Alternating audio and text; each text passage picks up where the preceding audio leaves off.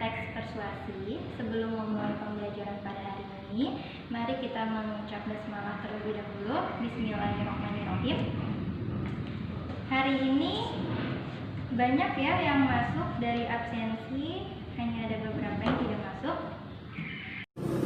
Nah, kemarin kita sudah belajar tentang teks persuasi.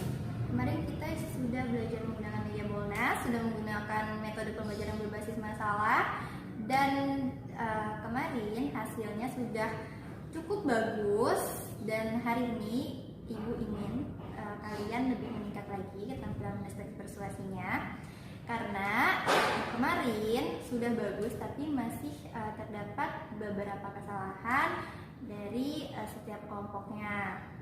Nah, kesalahannya apa sih? Kesalahannya yang pertama, penggunaan huruf kapital masih tidak kalian perhatikan.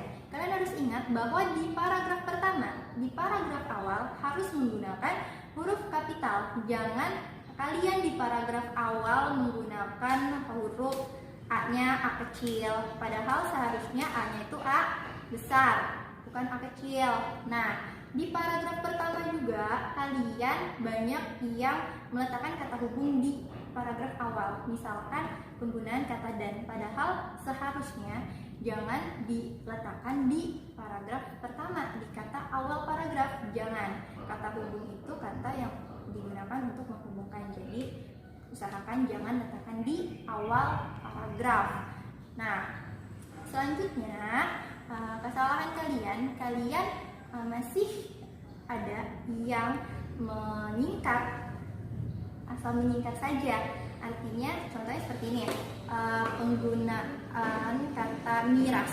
Kalian ingin berbicara tentang minuman keras, lalu kalian asal saja nih menulisnya miras, padahal miras bisa juga diartikan sebagai mikir keras. Maka ketika kalian ingin menyingkat seperti itu, miras kan biasanya dikenal dengan miras ya, minuman keras, kalian beri tanda kurung, tulis minuman keras seperti itu. Jadi jangan kalian menyingkat sesuka hati kalian. Dan tolong bedakan antara kalian menulis di Japri via daring dengan menulis secara langsung di buku. Kalau menulis via daring mungkin tidak apa-apa kalian mengecat teman kalian disingkat karena mungkin biar cepat gitu kan.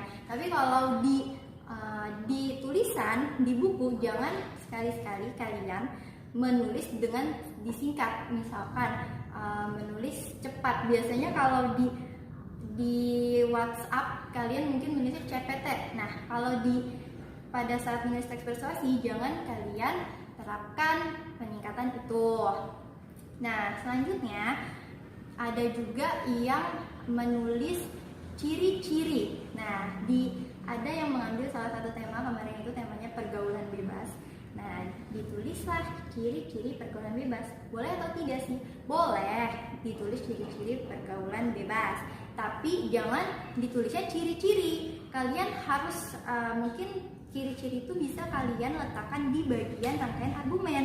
Dibuatlah sebuah kalimat yang berupa pendapat tentang pergaulan bebas itu. Ciri-ciri itu bisa dimasukkan ke dalam rangkaian argumen, dibuat dalam rangkaian kalimat dalam satu paragraf. Jangan kalian tulis ciri-ciri kalian satu, ciri-cirinya apa, dua, ciri-cirinya apa, jangan seperti itu. Jadi tolong kalian perhatikan lagi struktur dari teks persuasi. Strukturnya itu apa sih? Ingat, harus kalian ingat. Struktur yang pertama itu pengenalan isu, yang kedua rangkaian argumen, yang ketiga pernyataan ajakan, dan yang keempat penegasan kembali.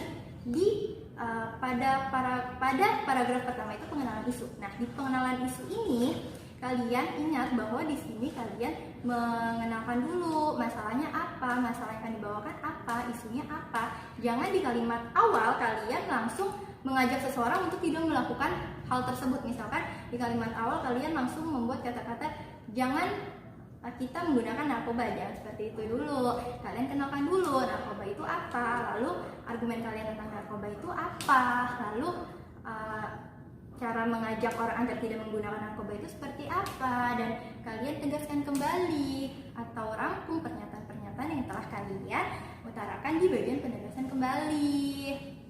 Nah, kemarin sudah ada beberapa yang cukup bagus, ada Syifa, Jingga juga bagus, terus Adrian lumayan, terus ada eh, ada lumayan banyak dan kalian semua sudah bagus, tapi ada beberapa kesalahan yang harus kalian perhatikan.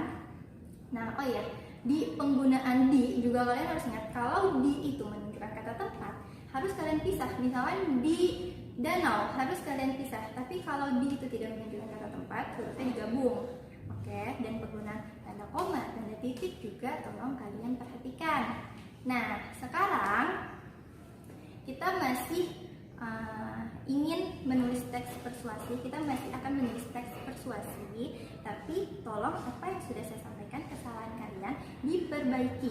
Oke, jadi kalian perhatikan penggunaan huruf kapitalnya, lalu strukturnya. Ingat, strukturnya itu ada 4. Jadi kalau kemarin mungkin kita bermain ini ya, bermain bowling, kalian memainkan. Nah, sekarang kita kemarin ada 3 kelompok. Ya, kelompoknya masih pakai kelompok yang kemarin. Kalau kemarin mungkin temanya beraneka ragam, sekarang satu kelompok kita akan menulis satu tema. Jadi misalkan kelompok 1, saya lempar nih bowlingnya, dia dapatnya misalkan yang sisa jatuhnya itu balapan liar.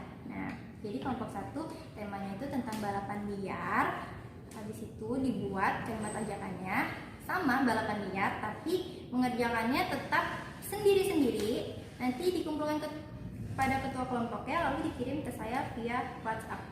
Oke, jadi balapan liar itu boleh temanya sama, tapi judulnya, kata-katanya jangan sampai sama.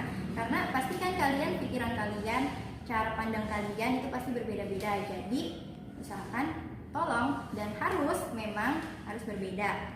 Nah, nanti dari hasil kalian itu skornya seperti kemarin akan saya jadikan 1, siapa kelompok yang mendapatkan skor paling tertinggi. Jadi usahakan bikin sebaik mungkin, sebagus mungkin, biar kelompok kalian menjadi kelompok dengan nilai tertinggi. Nah, langsung saja ya, ini kelompok 1. Oke, siap-siap kelompok 1 kira-kira membuat tema apa? Wow. Nah, sisa 1, balapan liar. Oke, kelompok 1 temanya balapan liar. Nah, sekarang kelompok 2.